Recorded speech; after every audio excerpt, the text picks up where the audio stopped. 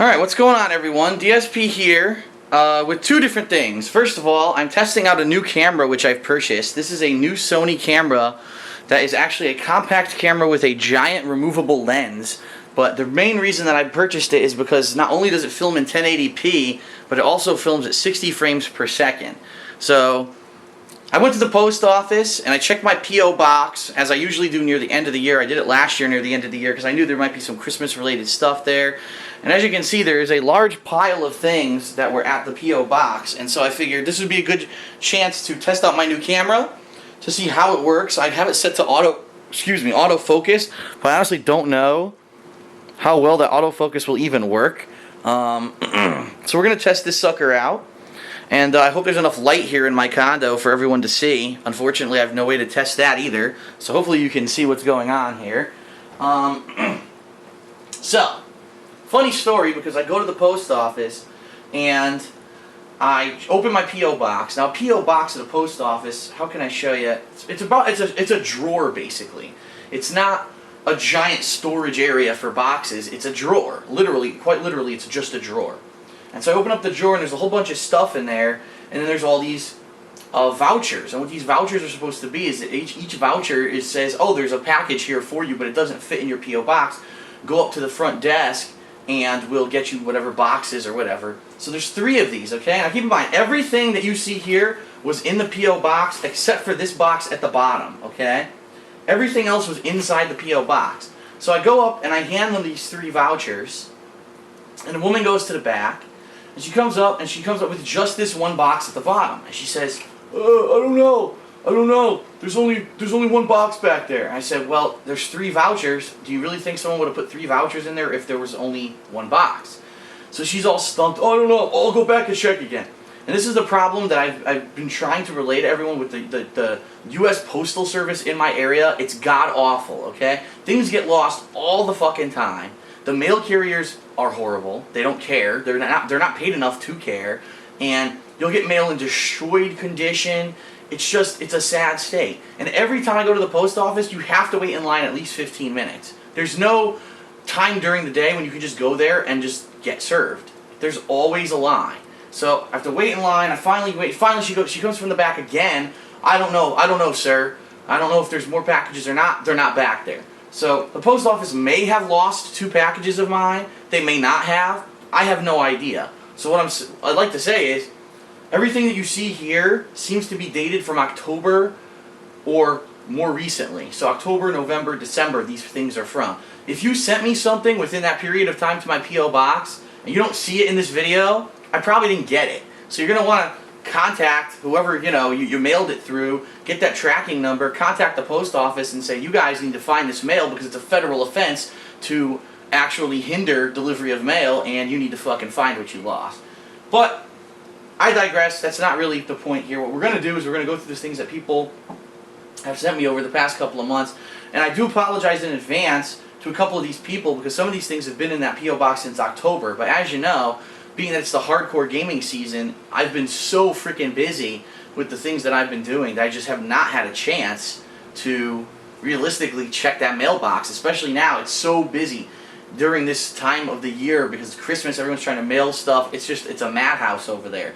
So thank you, everyone. I appreciate everyone who sends me things, but please understand, unfortunately, I can't get to it right away all the time. So anyway, I know a lot of people now are probably saying, Phil, you have a P.O. box? Because I do realize that I have a lot of new fans or people who've just started following me over the past several months, and I haven't really talked about it. Yes, I do have a P.O. box, and if you want information on that, you can go to my forums on thekingofhate.com, and there is a thread there called DSP's P.O. Box where you can not only get the address of the P.O. box, but the rules. And the rules are that you should always post up on my forums if you want to send me something like a donation or maybe fan mail, fan art. You should post up there, and I will respond to you and let you know if whether or not it's okay to send me something.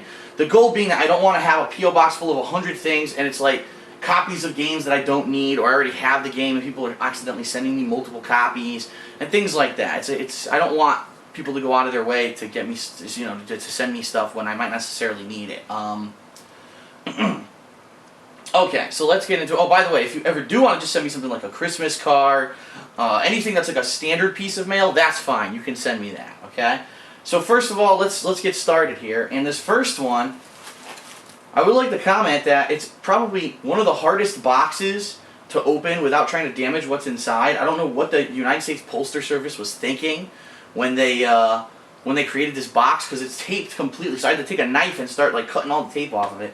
But anyway, I would like to say thank you to Doug from Florida, because Doug from Florida has sent me a copy of Mega Man X3, which now completes my collection of the Mega Man X games. I now have every single Mega Man X game, 1 through 3 on the SNES, 4 and 5, which are on the PlayStation 1, and I think 4, 5, and 6 were on the PlayStation 1. I have all those, and I have 6 and 7 on PlayStation 2.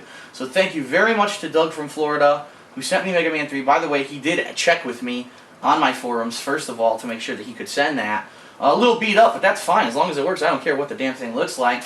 But kind of funny, he didn't send me anything else. He didn't even send me like a letter, like, here you go, Phil. Hope you like it or anything. It's just the game. But still, I appreciate it. Thank you, Douglas from Florida. Okay. Up next, this is pretty cool. This is from Kevin Sam, who is a fan of mine. And he actually wrote me, again, I forget if he wrote me in like a PM on YouTube or if he sent me something on my forums, thekingofhate.com. But 2 cool books. Check these out. You got Reality is Broken, Why Games Make Us Better and How They Can Change the World by Jane McGonigal. McGonigal? That is so hard to pronounce. McGonigal. Jane McGonigal. Ooh. Sorry, Jane. You probably got to make fun of that name. But, Reality is Broken, and then also Extra Lives, Why Video Games Matter by Tom Bissell. So 2 video game related books that I will, at some point, hopefully being able to dive into. And it looks like it actually has, oh good, it's got content from Peter Molyneux of Fable, who no one likes. But anyway, these look like interesting books. I'll try to read them when I can. Unfortunately, I've already got so much stuff I'm trying to read. I'm stuck in the middle of a Game of Thrones novel that I've been reading for like months and I haven't had a chance to finish. I've got the book The Orb from one of my fans, Chris, who had written that 100 years ago, and he gave it to me, several months ago to read, and I just haven't had a chance to get back into the book. So I got a lot of stuff to read, but thank you. This is some good, interesting reading from Kevin Sam. Up next, I'm not going to show you what the contents of this letter are, but I can explain to you what it is. Basically, a fan of mine is a high school student somewhere here in Connecticut, and I guess for a project, they were supposed to find someone online who they like either look up to or they respect. And so he chose me, and he wrote me this letter. And he said, Phil, I just have like 1 or 2 questions. It's for extra credit in a school project. If you respond, I'll get extra credit. So could you answer these questions? And he even gave me a self-addressed stamped envelope to send it back to him at his school. But only one thing that there's a problem with, he sent this to me on October 20th. And here it is, December, what is today? I don't even know what today is, the 8th, the 7th? I have no clue what today even is, because I've been when I was sick, I lost track of what days were, but I apologized to him because I didn't know he was sending it. You know what I mean? I had no idea that this was going to be coming a timely thing in the mail. So the thing is, there is a self-addressed stamped envelope. I will respond to this eventually, but I don't know if this kid's going to get his extra credit anymore simply because it's been so long since he sent me this letter. So that's unfortunate, but if you don't let me know about this kind of stuff ahead of time, I'm not going to know about it, and I'm not going to have a chance to check for it. This next one, I don't want to show you the address, but this was pretty cool. It's a piece of fan art from, I don't know, there's no name. There's a last name, but there's not a first name. I think it might actually be on the art, so I'll just take a look. Yeah, here we go. Jake Malo, or Moyo, however you pronounce his name. John Rambo and DSP versus Dead Rising 2. I'll try to bring it closer to the camera to see if you could see it or not. But yeah, pretty cool. Hand-drawn art by Jake. Thank you, Jake, for that. I love fan art when I do get it. Don't get it too often, but when I get it, I like to show it off. That is awesome. Thank you very much. Shows me dressed up like Frank West, and John dressed up like, fuck, now I'm having a brain fart. Whatever his name is. Chuck, there you go. Dressed up like Chuck. Although it's funny because in the game, I think John actually played as Frank West, and I was Chuck. So kind of a role reversal there, but that's alright. And then last but not least, we've got a package here, and I honestly had no clue what it was. at all. And it was funny because if you look at it, it says that it's from like Vermont, and you're like, Vermont? What the hell came from Vermont for me? Is it from a fan? What is it? So you open it up, and this is going to be pretty cool. It is a series of 6 Batman related action figures. Well, they're not really action figures. They are, I guess they're called Pop Heroes figures, where they look like, you know, little cool caricatures of famous Batman slash, you know, it's all Batman characters. This is like the first wave of them. So you got Batman there. Who else do you got? You've got the Riddler. You got the Penguin with his eye monocle.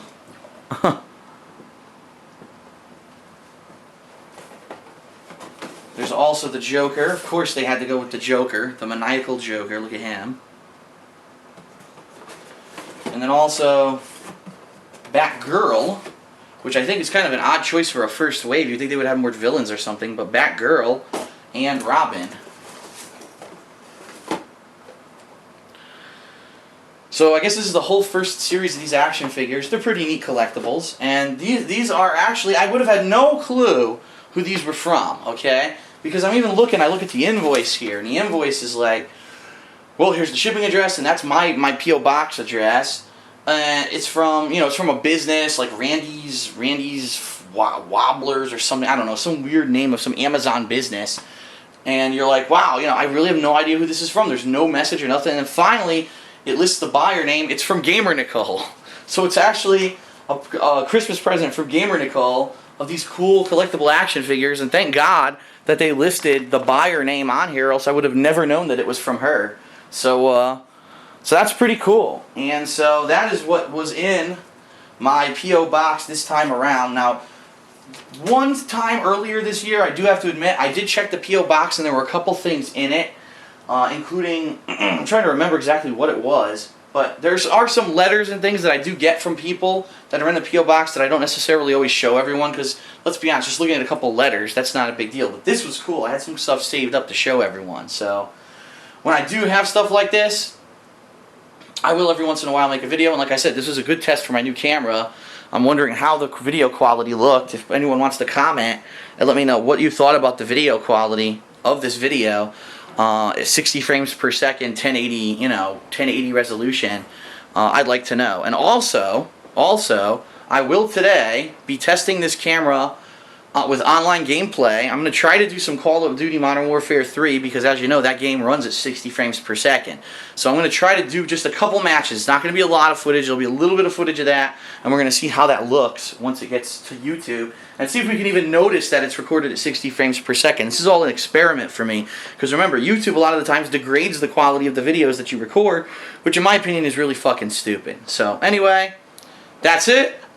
Hope you enjoyed DSP's P.O. Box for December of 2011. Again, if anyone would like to send me letters, Christmas cards, etc., that kind of stuff, you can always send me at the P.O. Box. If you want to send me stuff like the stuff in this video, please let me know ahead of time on the forum, so that way I know when to expect it, and I know whether or not to, you know, accept it or not, if I already have it, or if it's something that I want, etc. But, you know, thank you to everyone who sent me stuff. This is awesome. I do want to say special thanks again to Doug from Florida for sending me Mega Man X3. Now my collection is complete, and hopefully sometime in 2012 we'll be doing a Mega Man X marathon, just like we did the Mega Man marathon in 2011. So that is it. Thanks a lot. See you later.